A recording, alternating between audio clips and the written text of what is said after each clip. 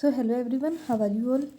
तो आप में से बहुत लोगों ने पूछा था कि जो कॉम्प्रीहेंशन पार्ट है उसके अंदर जैसे क्लॉज टेस्ट, PQRS, पैराग्राफ, ये कैसे सॉल्व करना है। अब इनके सोर्सेज हैं वो तो मैंने आप लोगों को ऑलरेडी बता दिए। जो मैंने इंग्लिश की स्ट्रेटेजी की वीडियो बनाई थी उसमें आप लोग जाके देख सकते हो, वहाँ पे आपको सोर्सेज मिल जाएंगे।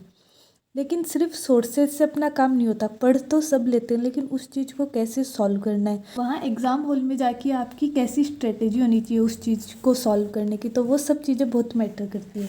तो सबसे पहले इंग्लिश के लिए एक बात हमेशा याद रखना कि 25 में से आपको 25 क्वेश्चन अटैम्प्ट करने। एक दो कोई मतलब बहुत ज़्यादा डिफ़िकल्ट कि आपको कुछ समझ में नहीं आ रहा तो वो चीज़ अलग है।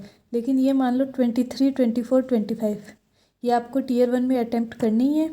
और टीयर 2 के अंदर आप लोग जैसे 45 में से वही 43, 44, 45 इंग्लिश में जहाँ तक हो उसके आपको 100% अटैम्प्ट करना है। तो आज हम कॉम्प्रिहेंशन पार्ट के अंदर क्लोज टेस्ट और पैराग्राफ दो चीज़ों को देखेंगे कि इनको कैसे सॉल्व करना है। तो सबसे पहले क्लोज टेस्ट की बात करते हैं। तो आपको सबसे पहले क्या करना है कि जैसे क्लोज टेस्ट है तो उसको थोड़ा सा पढ़ना स्टार्ट करना है, ताकि आपके माइंड में एक चीज़ बन जाएगी कि ये स्टोरी से रिलेटेड है। इसके अंदर मीन्स कोई इंसिडेंट बता रहे हैं, कोई स्टोरी है, या फिर कोई बेसिक बात जो मतलब पॉजिटिव वे में बताई गई है, किसी के साइड इफ़ेक्ट्स ऐसे मीन्स उसकी आपको टोन पता चल जाएगी कि वो पॉजिटिव है या नेगेटिव। तो फिर आपको सबसे पहले 4-5 लाइन देख के यही देखना है कि उसकी जो टोन है वो कैसी है, पॉजिटिव या नेगेटिव। क्योंकि उससे हम लोग एक अजम्पशन बना सकते हैं कि हम जो ऑप्शन चूज़ करेंगे फिर उसके अंदर उन ऑप्शन का मीनिंग पॉजिटिव होना चाहिए या नेगेटिव। इसलिए हम लोग सबसे पहले 4-5 लाइन से हम उसको देखेंगे कि ये सेंटेंस पॉजिटिव वे में जा रहा है या नेगेटिव। फिर उसके बाद में हम जैसे क्वेश्चन पे आएंगे, फिर जैसे फर्स्ट क्वेश्चन देखा फिर हम साथ में क्वेश्चन के साथ में उसके ऑप्शन भी देखेंगे। अब क्वेश्चन की लाइन पढ़ ली हमने, अब ऑप्शन के लिए सबसे पहले कि अगर आप चारों जो शब्द हैं उनके अगर आप मीनिंग्स जान सकते हो, मीन्स आपको चारों की मीनिंग आ रही हैं, तो वो सबसे बेस्ट चीज़ है। क्योंकि वहाँ पे आपको पूरी एक्यूरेसी मिल जाएगी कि हाँ इसका मतलब ये है, तो फिर उसके अकॉर्डिंग आप कर सकते हो। तो सबसे पहली चीज़ आपकी वोकैब स्ट्रॉन्ग होनी चाहिए। तो जब आप चारों ऑप्शन की मीनिंग देखोगे तो आपके मीन्स अलग आपको पता चल जाएगा कि हाँ इस सेंटेंस के साथ में कौन सा वर्ड जा रहा है। अगर आपको उन सेंटेंस का मीनिंग नहीं पता तो आपको टोन देखनी है वर्ड्स की। मीन्स जैसे 4 हैं तो उनमें से कोई भी 3 जैसे मान लो पॉजिटिव आ गए, एक नेगेटिव आ गया, तो आपको ये चीज़ पता चल जाएगी कि हाँ जहाँ तक है ये नेगेटिव वाला आंसर होना चाहिए। या फिर 3 नेगेटिव आ गए, एक पॉजिटिव आ गए, तो वहाँ पे आपको बहुत हेल्प मिलेगी। या फिर अगर 2 पॉजिटिव 2 नेगेटिव भी है, फिर आप उसके टोन के अकॉर्डिंग कि हमें यहाँ पे पॉजिटिव वर्ड चाहिए या नेगेटिव वर्ड चाहिए उसके अकॉर्डिंग। तो फिर जब आप वोकैब को ऐसे हल्की हल्की रीडिंग भी करोगे ना तो भी आपको वर्ड्स का पता लगने लग जाएगा कि मीन्स इसको देखते ही वर्ड को देखते कि इससे कैसी पॉजिटिव वाइब आ रही है नेगेटिव, तो उस चीज़ का आपको यूज़ लेना है। फिर उसके बाद में एक चीज़ जो हम अक्सर यूज़ में लेते हैं कॉमनली, हम में से मीन्स बहुत लोग ये चीज़ यूज़ में लेते हैं कि उस वर्ड को वहाँ पे रख के देखेंगे, जो लाइन है उसके अंदर उस वर्ड को पुट करेंगे। वो कहते हैं ना कि हाँ ये इसके साथ में सूट हो रहा है तो ठीक है, नहीं हो रहा कि ऐसे अजीब सा लग रहा है तो नहीं हो रहा, और हाँ ये इसके साथ बोलने में अच्छा लग रहा है। तो वैसे हमें इसके अंदर वो चीज़ देखनी है कि कोई चीज़ है वो इसके साथ बोलने में कैसी लग रही है। ये लास्ट ऑप्शन है कि अगर आपको मीनिंग भी नहीं पता, उनका टोन भी पता नहीं चल रहा, तो हम उनके साथ में मीन्स कि बोलने में कौन सा वर्ड ज़्यादा अच्छा लग रहा है। क्योंकि अटैम्प्ट तो हमें करने हैं। इंग्लिश तो ऐसा है जिसके अंदर आपको सारे के सारे अटैम्प्ट करने ही हैं। तो फिर आपको वही चीज़ें कि अगर आपको मीनिंग पता है तो सबसे अच्छी बात है, वर्ड कि अगर आप टोन से पता लगा पा रहे हो तो ठीक है। अब अपने पास और कोई ऑप्शन नहीं है, अब हमें करना तो है, तो उस केस में हम क्या करेंगे कि जो सेंटेंस है उसके अंदर हम उस एक एक वर्ड को रख रख के देखेंगे कि हाँ किसके साथ में मीन्स सेंटेंस कौन से वर्ड के साथ में सुनने में सबसे अच्छा लग रहा है। तो ऐसे करके ये हमारा लास्ट रहेगा कि हाँ हमें ऐसे लास्ट के अंदर कुछ भी नहीं निकल रहा तो हम थोड़ा सा देख लेंगे कि कौन सी चीज़ ज़्यादा इसके साथ सूट कर रही है। फिर नेक्स्ट चीज़ पे आते हैं पैराग्राफ। तो आप में से बहुत लोगों ने देखा होगा कि कुछ शिफ्ट में तो जो पैराग्राफ है वो बहुत लेंथी आ रहे हैं और कुछ के अंदर शॉर्ट पैराग्राफ भी आ रहे हैं। तो आपको वो चीज़ देखने के साथ ही विद इन सेकेंड्स आपको डिसाइड करना पड़ेगा कि अपना पैराग्राफ है कौन सा वाला।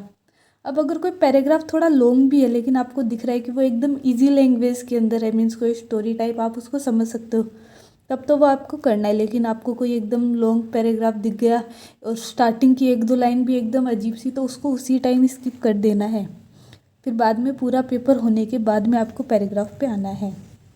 अब देखो, अगर पैराग्राफ इजी लैंग्वेज में है या फिर थोड़ा शॉर्ट है, तो उस केस में आपको क्या करना है कि सबसे पहले अगर इजी लैंग्वेज के अंदर है तो आपको बस वो पढ़ना है, क्योंकि आप अगर इजी लैंग्वेज में है तो जैसे जैसे आप लाइन रीड करोगे वैसे वैसे उसका मीनिंग है वो आपके दिमाग के अंदर आता जाएगा, तो आपको क्वेश्चन सॉल्व करने में ज़्यादा दिक्कत नहीं होगी। तो उस टाइम में आपको थोड़ा अच्छे से पढ़ना है कि एक बार आप पढ़ो, फिर जो पाँचों के पाँचों उसके जो क्वेश्चन हो वो आप बिना पैराग्राफ को देखे कर लो।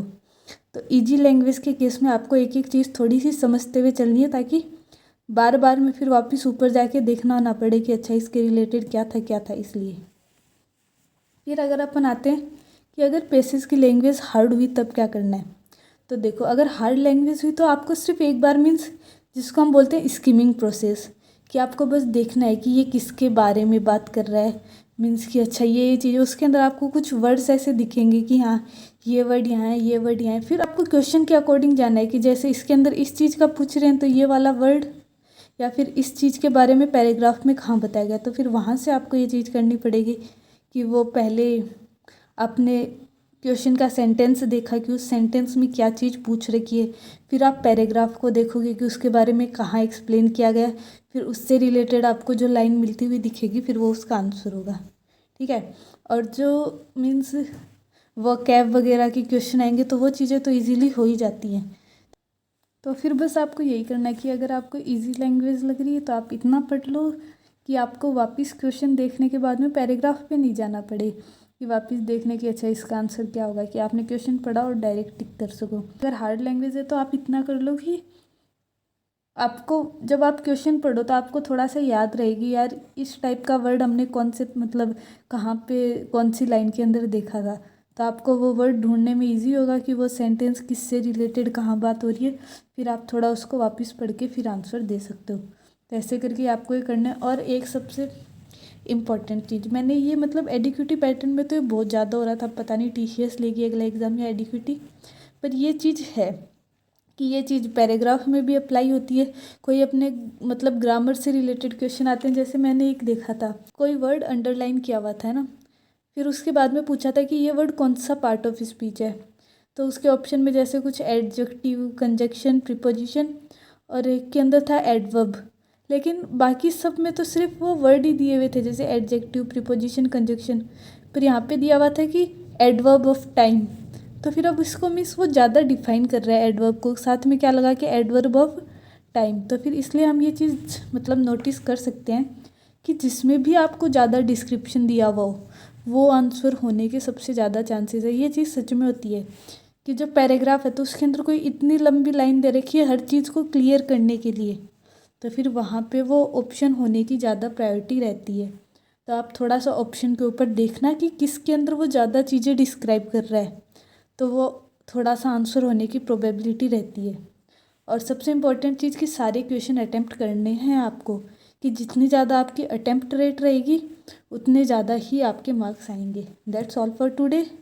Thank you. वीडियो अच्छी लगी हो तो वीडियो को लाइक कर देना, और चैनल पे नए हो तो चैनल को सब्सक्राइब ज़रूर कर देना।